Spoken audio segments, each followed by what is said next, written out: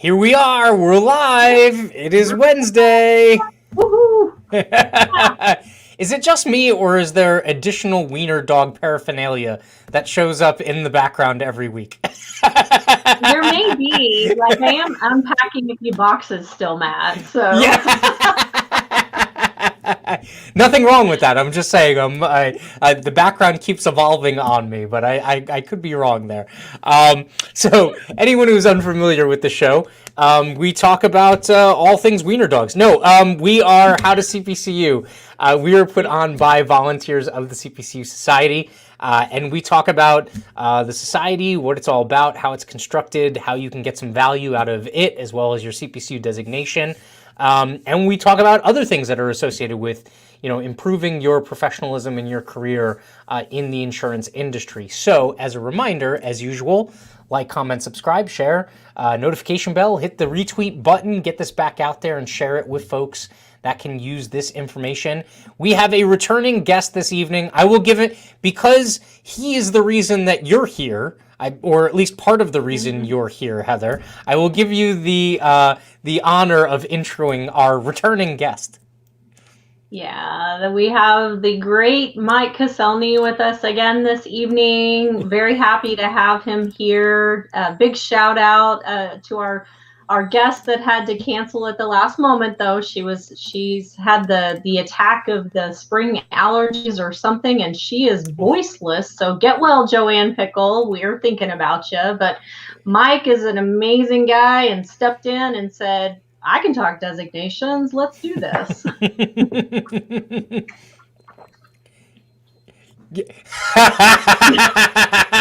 I know that trick. Sorry, I was on mute.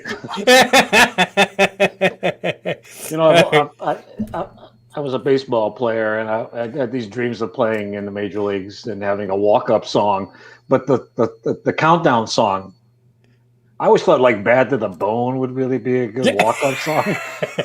but your intro song, that would have been my walk-up song. Yeah. I need to get a copy of that. 60 seconds of that gets me just like ready to go. Oh, I've got. You know me. I nerd out on this stuff. So I have a membership for, like, Adobe has, an entire library. I mean, I could kill 2-3 hours easy just going through and listening to music segments to see what would be like, a good intro and stuff. So we'll have to work something out for you there, Mike. Appreciate that. Thanks. We'll have a specific Mike K intro song for this show, I think. Well, for the benefit of your viewers, reoccurring person, you could probably do with a few others. Yeah. We'll come up with one for each. Halen, maybe, or if we don't get into copyright violations there or anything like that.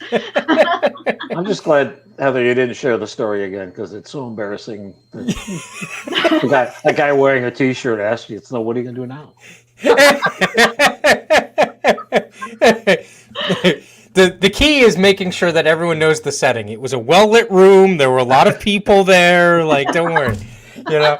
I always hoped that it would be much more, professional than that. That I was wearing a $3,000 suit, and I just come off the stage, and you came up to me and said, "What are you gonna do now?" There was wind blowing in your hair. It was majestic. It was fantastic. All right, what are we talking about tonight? We're talking about insurance designations. We talk about the CPCU a lot, but it is great to talk about the other types of designations that are out there, because also, the CPCU can be matched with them, paired, it can be an avenue to them, or vice versa. So we definitely wanted to pay that some justice. So first and foremost, Mike, in terms of insurance designations just in general, what really kind of like compelled you to get some of your first designations, and was it something where you were pushed in that direction, or was it something like you were like, all right, I'm gonna invest in myself? I wish it was much more altruistic, like I was investing in myself, but I guess I think about it. When I first started in this business, I worked at Safeco Insurance Company, and they were very strong supporters. In fact, our head of education at one time was society president, a guy by the name of John Reynolds. But as I sort of got myself involved in the company, there were virtually every manager in the underwriting department was a CPCU. And then I started, as a few months in, you start to meet some more people. Then they hand you a copy of the annual report, and you see all the executives, and they're all CPCU. Like, I guess I better get my CPCU. But and I wasn't long out of college. I mean, I was a slow learner in college, so it took a little longer than most people. But I was probably just 2 years out of school at that point, and I was the youngest underwriter they ever hired. But I thought, I better learn something about this business because I was an economics history major. I had no knowledge of. I never took a business class in my life. So I kind of, being the overachiever that I've become now over the course of my career, I decided I was going to do the. At that time was the Associate General Insurance, the AINS program. Do that in parallel with CPCU. So I was taking, 2 tests at the same time and figuring, well, one was going to feed the other. And if I started at the beginning, I learned over time that they all build on each other anyway. The first one kind of builds to the second. The concepts repeat themselves. Commercial policies are still policies. They're written in the same structure. So it was a great experience from that. And what I learned through that process of doing the AINS and the CPCU at the same time was, as I got to the third part, I guess 23 at the time, the commercial piece of that was, I was a personal lines underwriter. I didn't understand crime insurance or work comp or any of that kind of stuff. I knew guys in commercial underwriting, but I didn't know what they did. Yeah. But I think that helped feed me into the CPCU program at the same time. So that's kind of how I got to go. And then, it became very clear to me, at least within, the sort of the under the wing of Safeco, where, you really didn't get much interaction with people outside of the Safeco realm, that it was the right thing to do. Right. And it became sort of, as I got more involved in it, it became sort of the difference maker, even within the company. Right. There were other people I worked with that were doing it at the same time, but, they got derailed for whatever reason, but I just kept going because I figured, well, as I thought about where I wanted to be next, my boss was a CPCU, so I guess I better be one if I want to be the boss. Yeah. Abby chiming in. Hello, Abby. She's saying you're an inspiration, Mike. She's the president of my fan club, I think. Yeah. And I'm the president of her fan club, so it's we work it out. Abby, we need some "I'm with Mike" buttons and T-shirts, please. Let's get on that. I like Mike.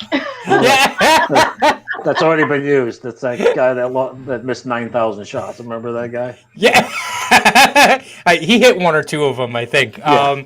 But no. So Heather, from that standpoint, for you, was it always like the CPCU was the thing, or did you entertain other designations? Well, like I know said, you got one before, right? I started I started on CPCU, and then said, maybe this isn't quite for me yet. And I actually went on the AIC path because I was a claim person and was able to get the claims designation. And then I stepped out of the institute's designations for a while. And because I was really heavily involved in my career in a lot of litigation work, like first party litigation work. And I really wanted to understand the law that was associated with claims. So I stepped out to some of the American educational groups, like their claims law designations that they had. So, got the legal principles, the property claims law, the liability claims law, and then, did the auto one as well, and maybe even the fraud one. So now I'm like officially like one of those senior claims law associates, and those were super interesting to me. And then I was like, I got to get back on the CPCU track. And AIC helped with that, because there are, I think you can use it as an elective or something. It kind of fit into the track that I was in, and moved through my CPCU that way. But also after CPCU, gathered a couple of extra ones because CPCU can fill in a lot of some of those other designations that are out there for you because of the fact that, you know, there's so much content material that can be in between the two of them. And they recognize, you know, the power of that CPCU designation, where it is the all-encompassing, I guess you could say. It fills in so many things. But now the way that, you know, a lot of these designations are structured, there's been a lot of shifting and changing to that, even since I've done my last designation through the institutes. And the exciting thing is it's just offered in so many different ways for people today. You know, you know, what's funny is I tell people this a lot. Like, we live in a world where people have like lots of student loan debt, right? They go into debt to go to college and get undergraduate degrees and masters and stuff like that. It's like the movie. What was the one with Matt Damon? Where he was like all intelligent, went to MIT or Good Will whatever. Hunting. Good Will Hunting, right? So it's like Good Will Hunting. He's like, you're gonna come to the realization that, like, you know, you dropped 160 grand or whatever on an education, you could have gotten some late fees from the library, right? I think back and I'm like, obviously it's all part of my, you know, progression, but truthfully, if I had to do it all over again, I might not even have gone to like a full-blown 4-year university or just gone to one that was like local to get the degree. But realistically, I mean, the CPCU is what I think has done a much better job to set me up for success in the insurance industry. And, you know, quite frankly, I was always a good test taker, and like I could always, you know, ingest information and kind of like record it or be able to recall it easily. And so right out of high school, I mean, I could have taken those courses, and obviously there are other requirements in terms of like, you know, professional work experience and things like that. But for me, the CPCU was very much that foundational piece to get me up to speed, you know, with a good number of people that had a head start on me because, you know, I hadn't worked in the industry before. And it also, you know, had a practical application piece to it. We were talking about the ARM before we went live. The ARM was actually something that was, it was like a bonus because I was able to take one of my electives as the ARM, and then I just needed 2 more at the time to get my ARM. And so once I got out of that, I felt like, you know what, I was set up for success because I had this one designation that spoke a lot to kind of like the theory and the baseline information that was required of all these different lines of coverage and aspects of the insurance industry. And then I had an application, or as close to an application type designation as you could get, where it was focused very much on what I was going to be doing. I was going to be helping to risk manage, you know, prospects and clients and things like that. And so, you know, for me, there's ways to get that experiential knowledge, but it would have taken me years to get the head start that I had gotten by getting those 2 designations put together. And realistically, like I said, I mean, my MBA, I probably didn't even need, I mean, my MBA made one of the tests easier, you know, it made 540 easier, but truthfully, at the end of the day, I didn't even need my MBA. It just becomes something that's, you know, another set of initials. But truthfully, the CPCU and the ARM are information that I lean on every single day to do work, you know. Yep. You had mentioned the ARM as well, Mike. Was that something where it was just kind of curiosity in terms of your interest in the ARM, or was there a practical or an application type aspect to it? So there's a couple things. So, you know, I took this path of ANS and CPCU, and then I shifted into a field sales position. Right, so I worked for a carrier that I was dealing with a lot of big brokers in Chicago, commercial lines, and that sort of catapulted me into a whole nother realm where I went from underwriting into a regional sales vice president position, same company, and I was dealing with large agencies. And you know, one thing you talk about, the CPCU kind of gives you street cred, right? It certainly does with carriers. If you're a broker or agent, you're a CPCU. I know as an underwriter, if I see one of my agents as CPCU,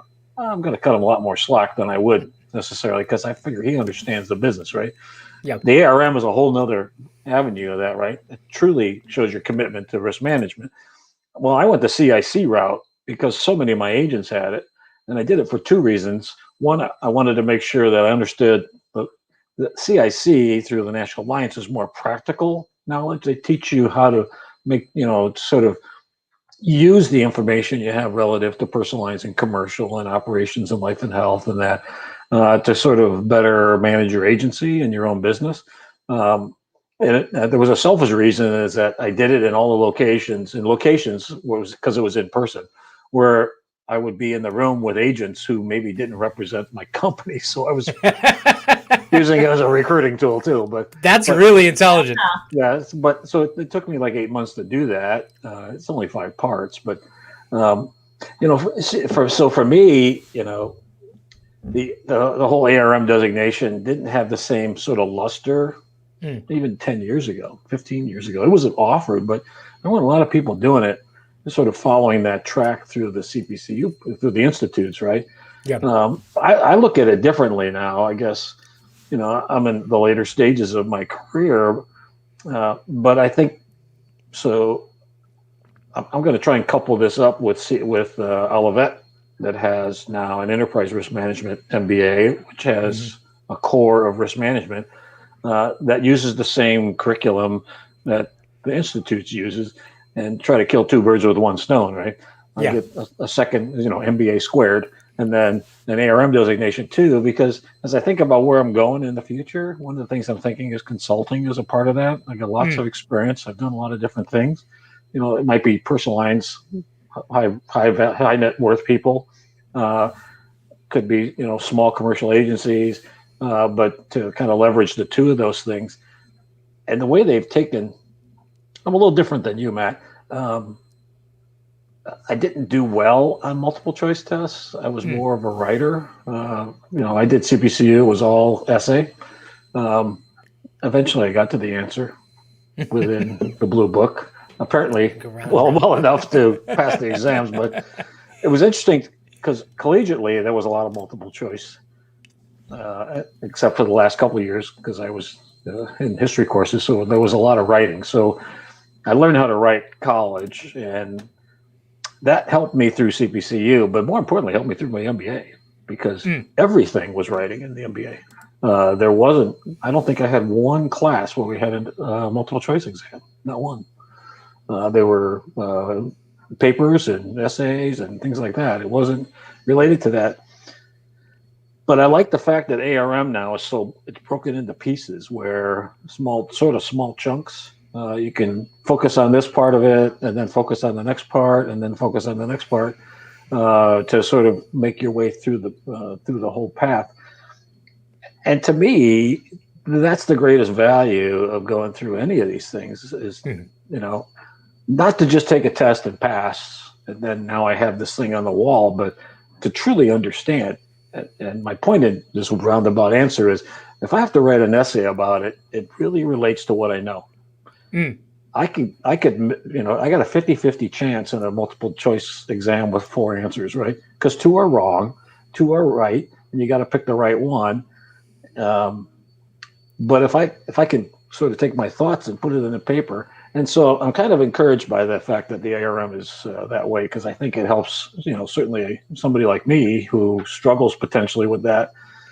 I'd love to do an essay, but that won't happen because no one wants to take time to read them. But I think the designation is a good one, and I see more and more young people going CPCU ARM, CPCU ARM. In fact, the CPCU now has a core of ARM, right? You can take that sort of emphasis as part of your CPCU, which I think is genius. That we did that, because now it attracts agents and brokers for the very same reason that you did it, right? Is that you can apply that to your regular life skills that you have, similarly to what CIC did in that program for agents, right? It gave agents street cred with their policyholders and their customers, because they have a complete understanding of the process, how to sell a home insurance policy or a commercial liability or a property policy, whatever it might be. I think that's really important. Yeah.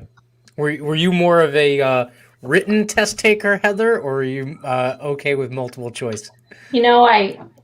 In truth, I would have appreciated doing the essay style test. I did do one of them a very, very long time ago. And I would have appreciated my entire CPCU being that way because my entire master's in education was that. And I mean, I'm a writer, so those types of things, writing information and relaying thoughts in paper is never a problem for me. I do myself kind of look at multiple choice tests and go, what's the most right answer here in between these two? And it can be, it can kind of stump you for a while. But that being said, I know there's a lot of conversation in between a lot of CPCUs of, varying tenure where they talk about, well, you didn't have to do the essay test. So therefore, you didn't, you kind of got by with it. No, you really don't. And we even had that conversation with our friend in analytics up there at the Institutes the other day, Matt, about the rigor of the course of study is just as much I think it's just as hard as it was, and sometimes even harder in some instances, because you have to know what you're testing for, and you have to know it really well. But I love how all the designations that are within the institutes right now are evolving in ways to meet adult learning needs today. Because it's less about I'm reading this full textbook. It's done in small chunks the way that adults learn today, and it's digestible in ways. And to me, that makes it more accessible. People don't have the fear to step into doing a designation today. Of course, there's all the chatter and the nervousness, I guess, about the virtual testing that's out there for them. But I honestly appreciate how that can be done anywhere, anytime, any place that's best for you versus I have a 2:00 appointment and I'm not, my brain is not quite in the right place at 2:00 at this testing center. So that part of it, I love that that the Institutes is looking to evolve those to be more centered towards today's professional in the insurance industry. Yeah. Let's go into Prometric. You get the full body cavity search too. Yeah. I always told them to buy me dinner first. Jeez, come on. Can I have a cigarette? Yeah, it's when you go back for the second check electively that they begin to think there's a problem with you.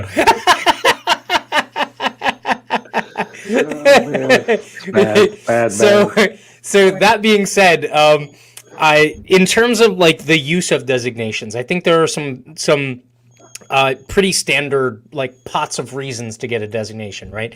One of which is you're completely new, right? So you're getting a designation so that you can build some base of knowledge, right? The other reason would be to build out an existing base of knowledge that you already have. So you have a CPCU or a CIC, you get the ARM to kind of help you do your job better, or whatever it be, the claims designation in order to help you out. There's also this pot of usefulness with the designations to help you transition, right? Did you ever? It sounded like you used that a little bit, Mike, in terms of transition, or maybe it's kind of like a chicken and egg thing, right? You moved first and then you used the designation to kind of help out, or do you think it was vice versa? Because I think some people they've anticipated a move, and so in doing so, they went out and got a designation that was subject matter specific to kind of grease the wheels to make that move. In fact, I really encourage that. I talk to a lot of people, a lot of young people that they're in claims, by example, and they sort of reach the end of their tolerance of the claims process. I have huge respect for people in claims. I spent a week there. It felt like 20 years, but because it's a really hard job, and it takes a special person to do that. My kids are both claims people, and I have huge respect for them. I know how hard it is, but I often tell them I've mentored a number of young people that said I've said to them, "Well, what do you want to do?" "Well, I'd like to get into commercial underwriting." "Okay, so have you taken commercial CPCU yet?" "No." "Well, had you thought about that being your emphasis?" Mm. Because if that's where you go, that's where your future wants to be, then why not take the time to make sure you understand it? Maybe at the same time, if you've already done that, take the AU program, right? Because it's so focused on commercial lines, and it'll prepare you to be an underwriter. They teach underwriting. In my experience, when I went I was a personal lines underwriting manager. I was one of the only personal lines underwriting managers to leave personal lines underwriting and go into sales. There was only one other guy that, like me, that led an underwriting group at one point and led a sales group. We were the only two guys in the whole company, and as it turned out, I ended up working for him, which was pretty ironic. But before I went into that, they put me through the commercial lines training. Well, guess what? What books did they use to train me? CPCU, commercial liability and property. So I'm going through this extensive training program. We're reading all these books, and I'm thinking, I just sign up, take the test. I already know this stuff. Yeah. So, and I bought the books. In fact, books are on my shelf in my office, my commercial liability books. The plastic wrapper is still on them. I never opened them because I went through this whole training program and knew it. So preserving those, it'll be in my time capsule, right? But there was another opportunity for me that happened. And that I was working with a company called American Modern out of Cincinnati. They're a specialty lines, personal lines writer, some commercial. They were purchased by Munich Re. And I was a VP of underwriting there, and there was an opportunity to go and be a liaison with the Munich Re company in Princeton and to head their specialty markets auditing. And I thought, well, this would be really cool. But I know about this much about reinsurance. I mean, I understood specialty lines, but I thought I'm going to go spend my life now, 2 years of my life in Princeton, New Jersey, flying back and forth, sitting around at lunch and break with a bunch of reinsurance people, and I don't know anything about it. So I thought, so I took the reinsurance, only 2 because I was a CPCU. Yeah. But I took the 2 reinsurance courses and got my designation. And I could sit at a break table or a lunch table and talk quota shares and excess loss, reinsurance and sidecars and all that stuff. And I was a personal lines guy, but it helped me with that. It gave me credibility with that group. So when I went in to do that specialty lines audit for the volunteer fire department program that we ran out of agency in Arizona, that was interesting to say the least, but that they recognized, this guy's from the reinsurance company and he's an auditor too. Gave me some credibility in the room. So I think that's an important thing. And like I said, I was just mentoring a young guy who is he's a candidate. He's not done with the CPCU. He's still working on it. I suggested that he take the commercial because he wants to be a commercial underwriter. He's with a company that has opportunity. And I said, do that first. And then think about AU, and then you'll be prepared, and you'll be able to walk in the room for an interview, like I did when I walked in the room to take that job as the field commercial underwriter. I had credibility with the commercial lines VP already because I knew what I was doing. I could talk the talk. I knew the business. He still questions my ability to underwrite, but that's okay. What about you, Heather? Were you ever a designation first and then transitional move second, or did you typically make the move first and then get the designation? It was a little bit of a mix. Matt, the past 4 or 5 years, I've had quite a few variety of roles. What I have appreciated is that CPCU and other designations that I have allow me to speak the language across all these different areas that I've been involved in.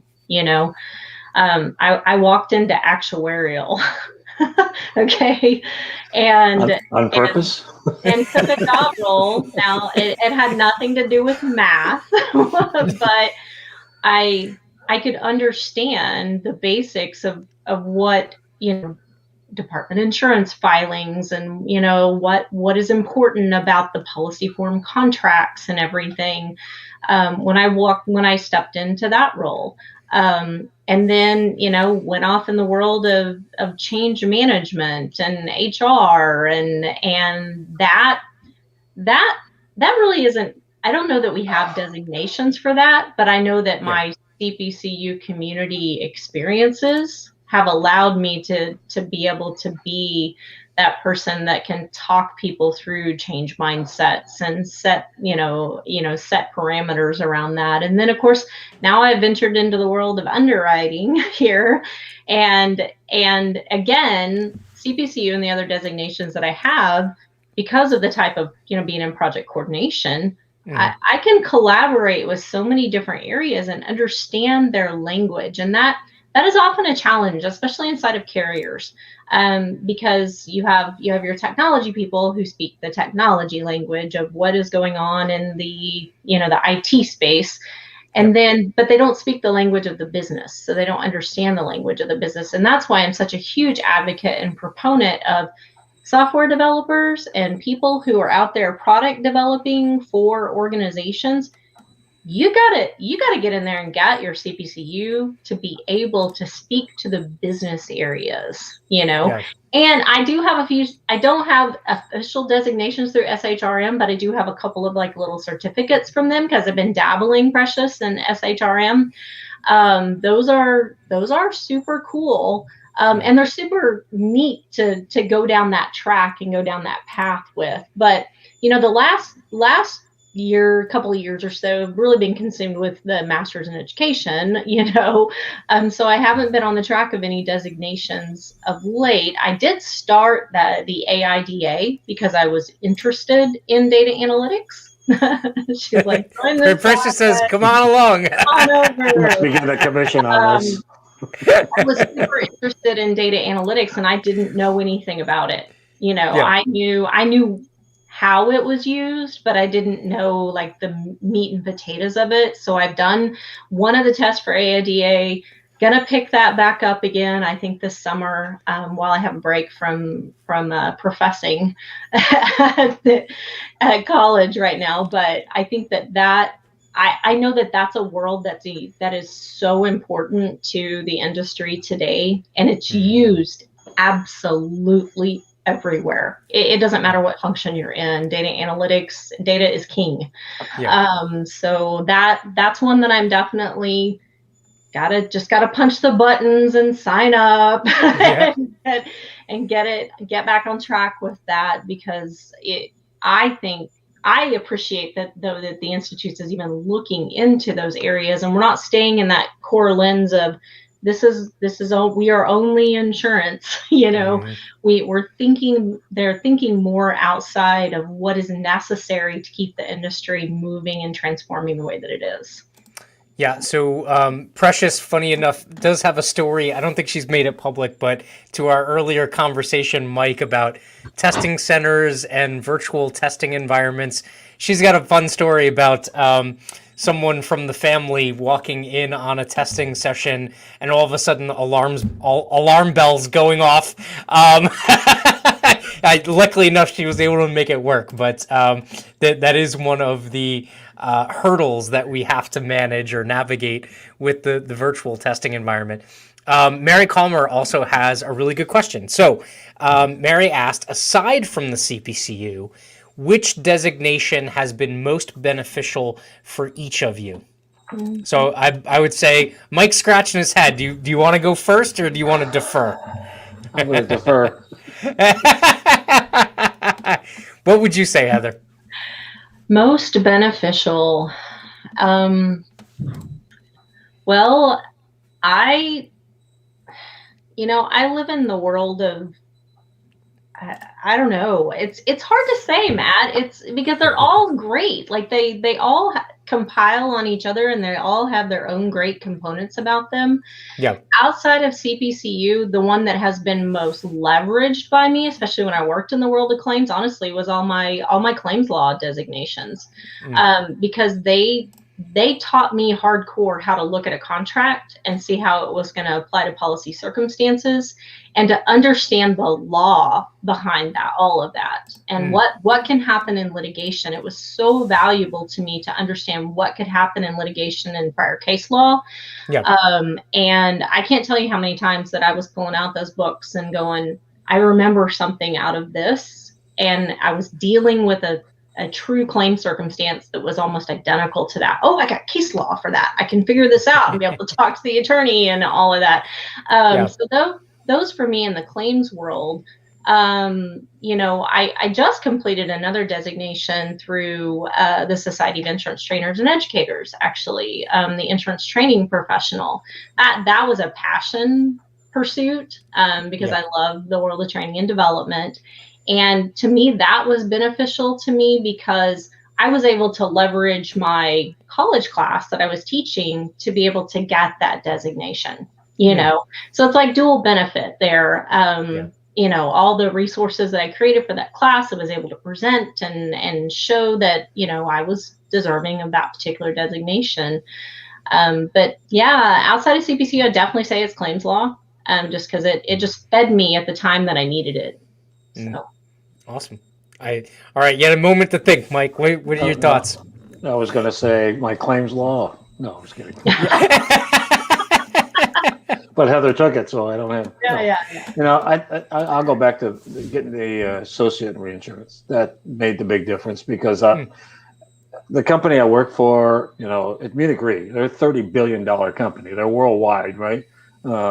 I traveled to Munich a couple of times, worked on some committees and stuff, but I was a personal lines guy coming from the specialty market in Amelia, Ohio, which I think when the first time some of the executives came to our office, they wondered how close West Virginia was. No offense to people from West Virginia, but I mean, we were out in the country.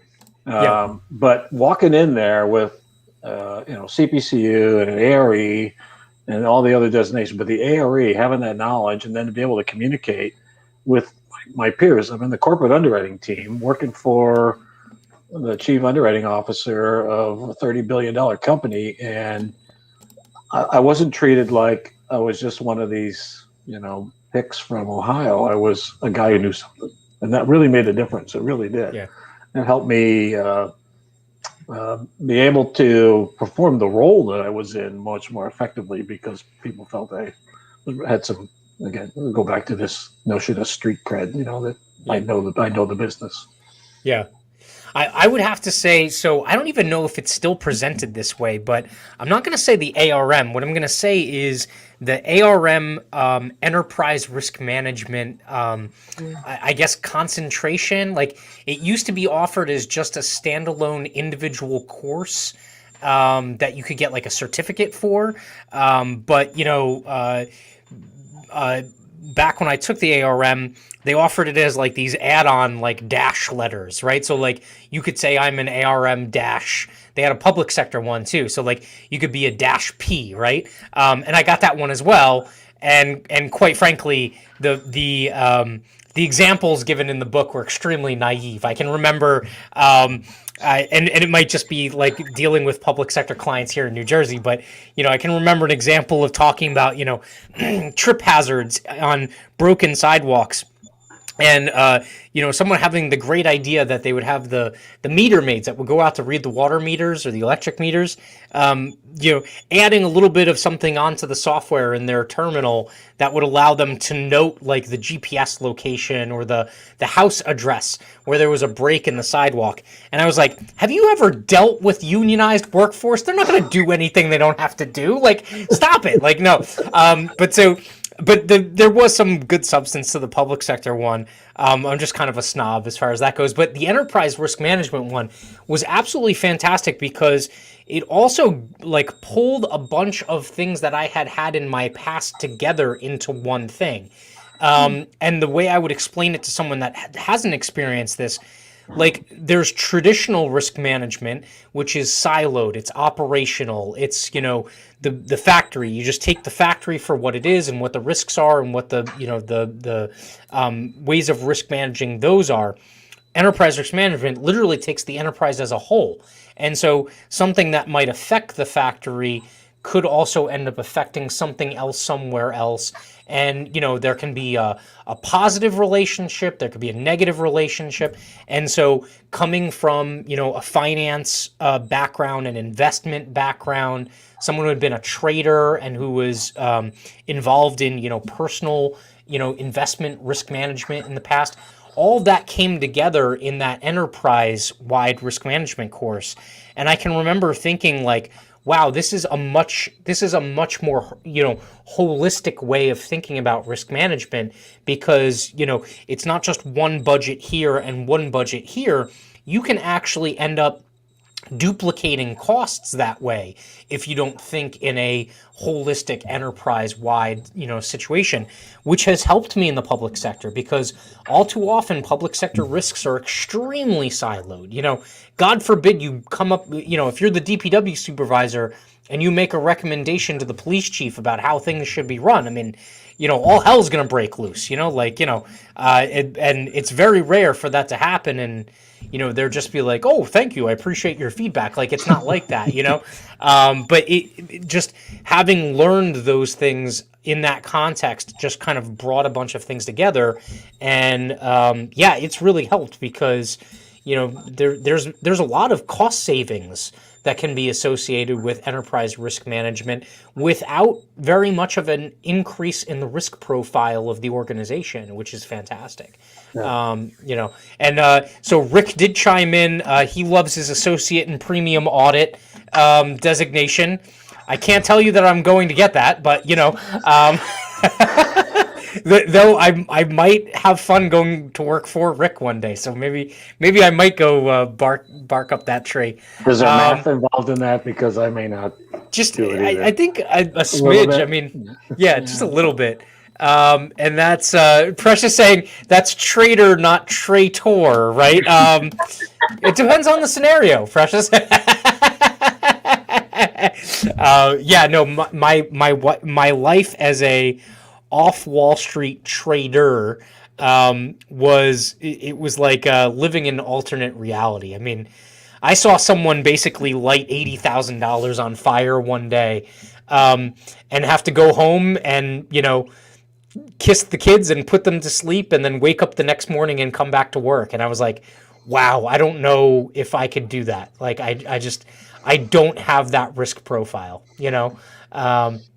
which ironically enough kind of helps me in terms of my risk management perspective nowadays. I don't want anyone to have to live that life if they don't feel comfortable with it, But so let me ask this question. So we asked the most useful one. What was the most difficult one for you guys to get? Was there one that stood out? That was just like it seemed like it was just tougher to get to the finish line than any of the other ones? Outside of CPCU? Outside of CPCU, I would say, I mean, it's CPCU for me, because it was a 10-year journey, and, my motivation was a trip to Hawaii, but I struggled through the 540. I rescheduled my exam a couple of times, and then failed it the first time that I actually got the guts up to go take it.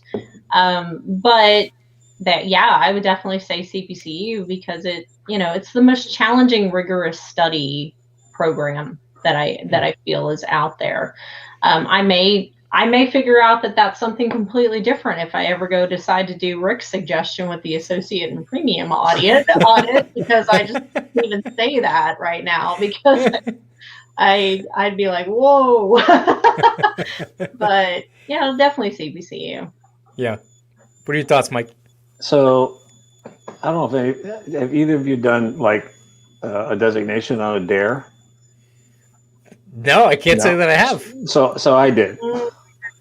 And it was completely out of the box for me, because as I mentioned before, I've spent like a week in the claims department during a catastrophe. And in fact, Hurricane Hugo, when it hit South Carolina, I sat in a mobile office building and answered the phone for a week with no air conditioning. It was great. which September in South Carolina, not a good place to be sitting in a mobile office building. But both, as I mentioned, both my kids got in the insurance business, and they were in claims, and I was trying to motivate them to get involved in designations, and I sort of floated the CPCU, which was like suggesting that I cut one arm off each one of them. So I said, well, you're in claims, do the AIC, right? I mean, and then I said, in fact, I said, I'll bet you I get my AIC before you do. And I didn't tell them that they had to do 3 parts, but because I was a CPCU, I only had to do 2. Yeah. But it was completely out of my realm, right? Yeah. I really had never been an adjuster. I don't even know why it got. I don't even know what was in the first part that it got waived to even understand what it was. I think it was a lot of property contract, probably, which I took the property emphasis at the time because they were both in property claims. But it was a challenge for me because it was a language I didn't speak. But and I did finish before they did, and they bought dinner. That was the deal. And if anybody tells them that I only have to take 2 parts instead of 3, I have a shovel. Yeah.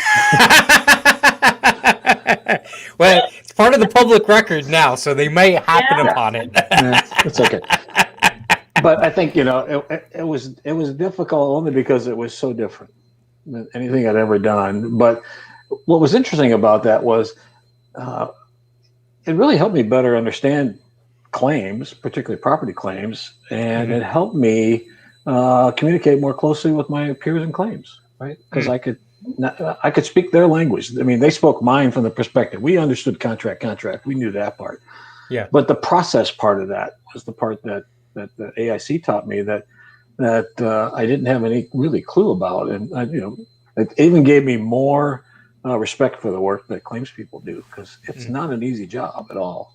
Yeah. And now that I have the designation, I used to list it second after CPCU because I was so proud that I got it before my kids. But it's a little down the chain on my list of designations now. But it's displayed proudly in my office. Yeah. Precious saying she got the AIC before she got the CPCU so she could get that waiver. Yep. So I would have to say I actually, and this isn't because of the material or anything like that. It was because I did it literally right after my CPCU. The ARM I found to be more difficult because the CPCU I had like momentum, right? So there was a finish line. There was like a definitive finish line. And truthfully, had I, hung them up, so to speak, right after that, I don't think anyone would have faulted me for that, But I can remember that next test after I already knew I had the CPCU done was brutal because I had a case of senioritis. It was like, I don't have to do this. Like, I'm putting myself through additional torture for no reason. Like, I got the big granddaddy. I don't have to go get all this other stuff, But that was, I think that first test after I had completed the CPCU curriculum was the most difficult. I think what did help me, though, was I didn't have my diploma or certificate or anything like that yet. So I didn't have that wall hanger yet to like finally concretely, put me in that place. But I've told this story a million times.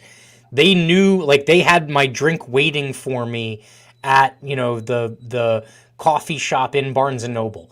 Every single Saturday for 2 years, that was where I was at, doing my studies. And I mean, we took 2 or 3 vacations, and I studied on vacation. Like, I did not break with that, that habit, that routine, because I didn't want anything to screw up the momentum. But yeah, I can remember that one test was, it was a test. I believe it was the risk funding test, whatever it was, where it goes through self-insurance, it goes through traditional insurance and everything like that. That test, and it should have been easy. I actually had some doubts as to whether or not I was going to pass it or not. And then Let's see. Rick chimes in. He goes 447, and I'm like, "What the heck is 447?" And then he had to Somebody's area clarify. code? Sorry, my cat walked across the laptop. So I was like, is that a course number that Rick's trying to code to us right now? I don't remember that one. It was so much simpler when I did it. It was 1, 2, 3, 4, 5, 6, 7, 8, 9, 10. yeah, The numbers were easy. It's very easy to remember. yeah. And so we discussed this before we went on, and you talked a little bit about it, Mike, using the ARM or some of the other institute's material to essentially create a curriculum or just use as a curriculum is something that's been utilized by a number of entities, namely universities. And some universities are using that curriculum. Have you heard of any other universities using any of the others? Like, I know the baseline, like, property and casualty books make for a good kind of like baseline. I'm just wondering, I haven't heard of anyone else using, we talked about like the ARM being used for a basis for like a certificate program or kind of like a dedicated risk management MBA.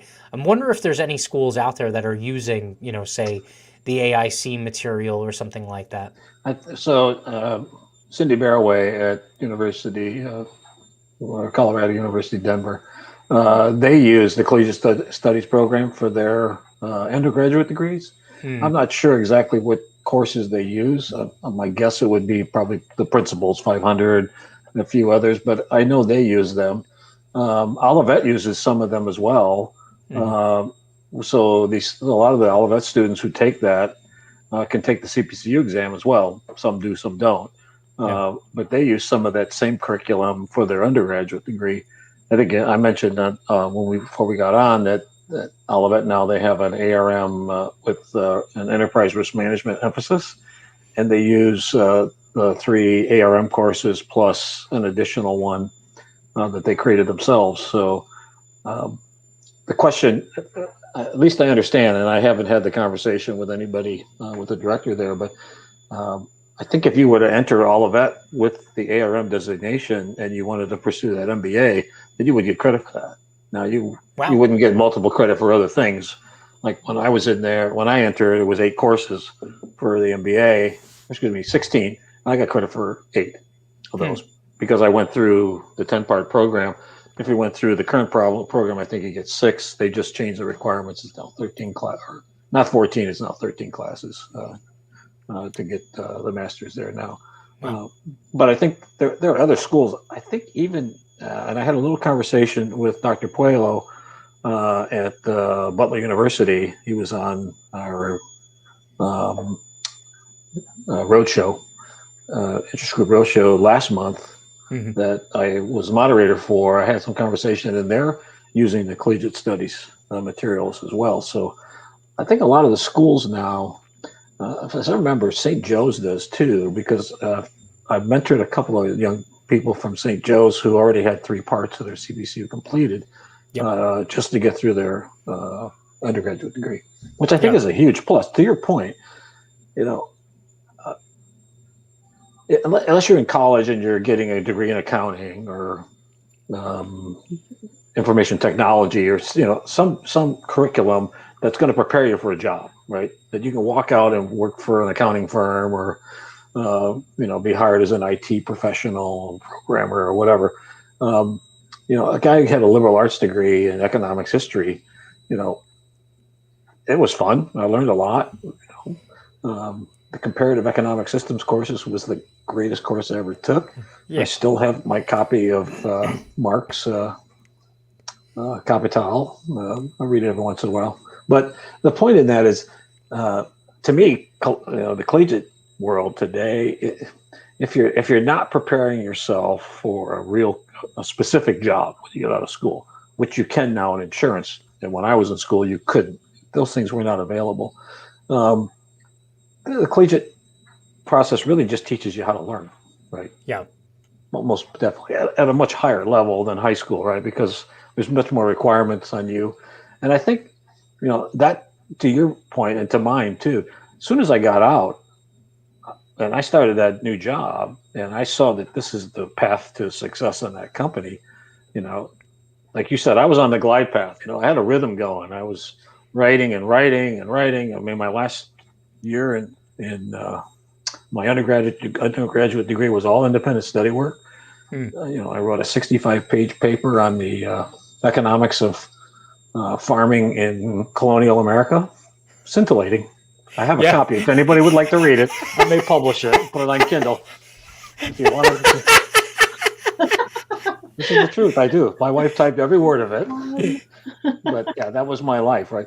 But my point is, I was in that mode, right? You're sort of in that mode, and so if you miss the step in that, I think you end up if you're not engaged. That's why it so excites me to see these young people that first start in the business and they're just out of college. They immediately jump into CPCU or some designation because I think that's just the way to do it, right? You're in that mode. I would tell you, the older you get, the harder it is to remember things.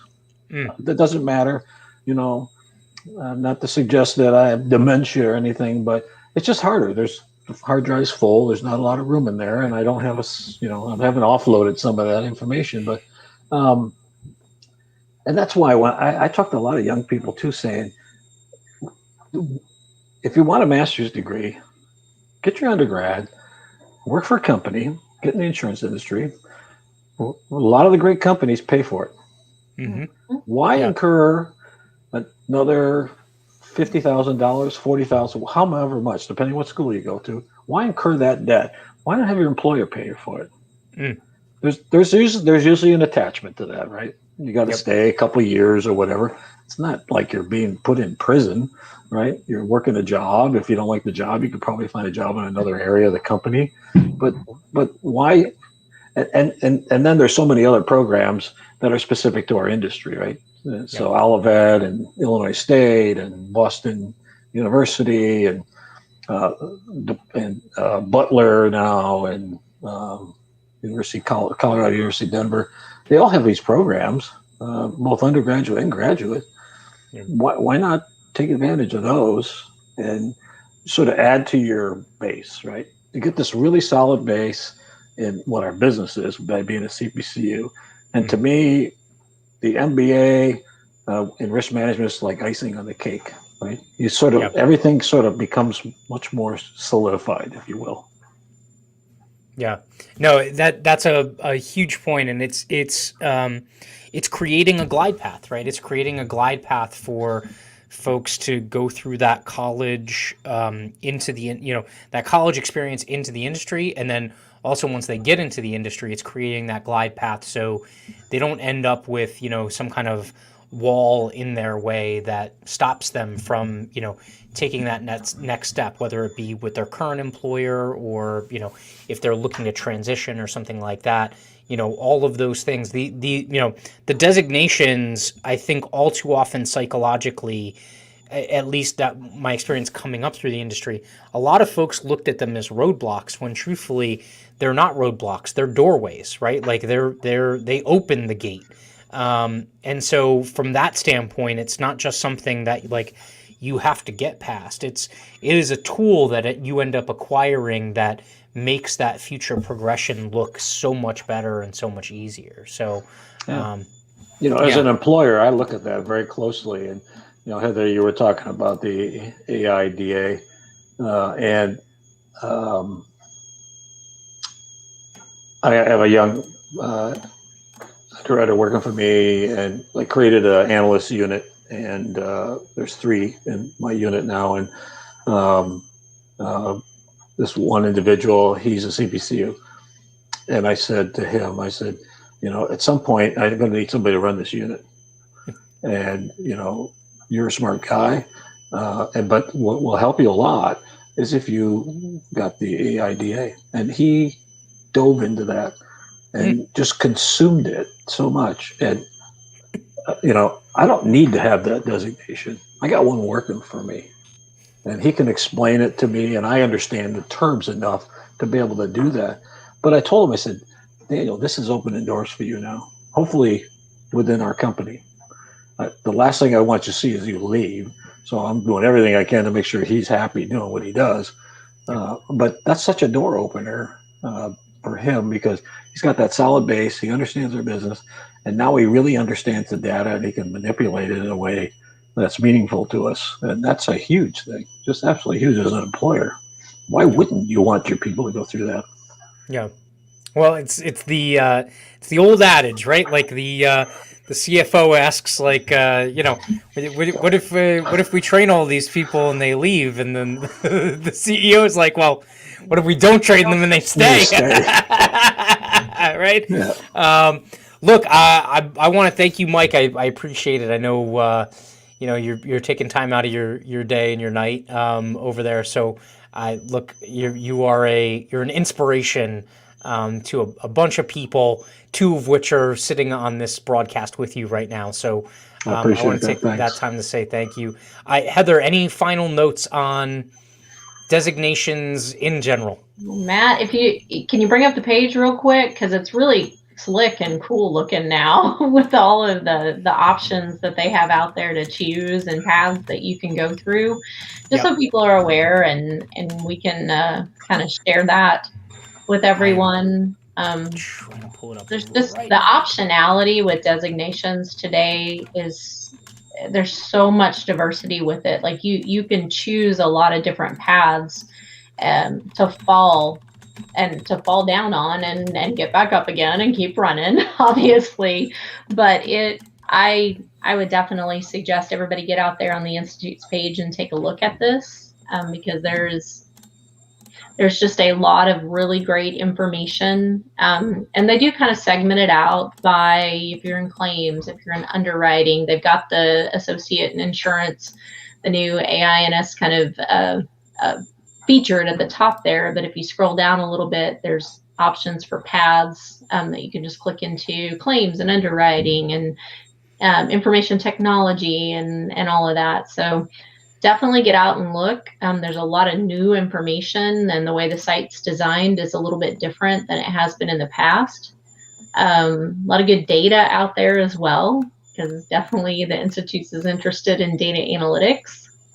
And if you haven't got on track for something and you want to talk to somebody about it, or you need some help discussing it, anyone who's involved in the CPCU Society at all would be willing to discuss their experiences with you. So feel free to reach out.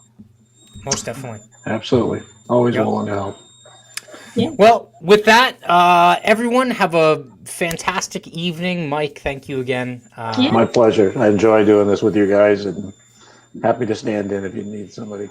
And next time, I'll try and have theme music for you. I like your walk-up. That's a walk-up song. Or I'll have a special closing one just for you. Like, I'll have to work in, if I'm allowed to. I don't know. I have to check out copyrights, but some Chicago Cubs logo or something like that, or we have our own song. That is true. Yes. Yeah. We'll talk baseball some other day, because that's always a good thing. We might have to do one of those, like, just off topic, feel good. I know the Ask Me Anything, we talked a little bit of baseball, but I even have my Yankee shirt going today. So, but is what it is. Look, thank you very much, everyone. Have a good evening.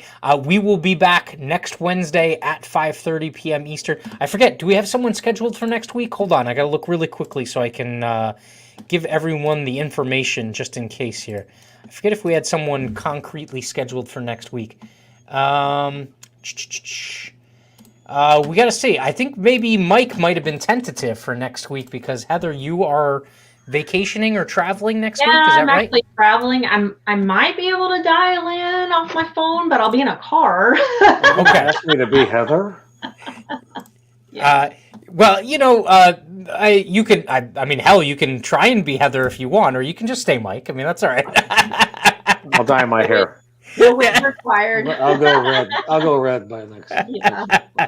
Well, so it's in the mix. So we'll figure this out during the week. But look, everyone have a very good evening, and we got another one in the books. Thank you, guys. You guys do a wonderful job with this. Thank you very much on behalf of everybody in the society. Thanks, Mike. Appreciate it.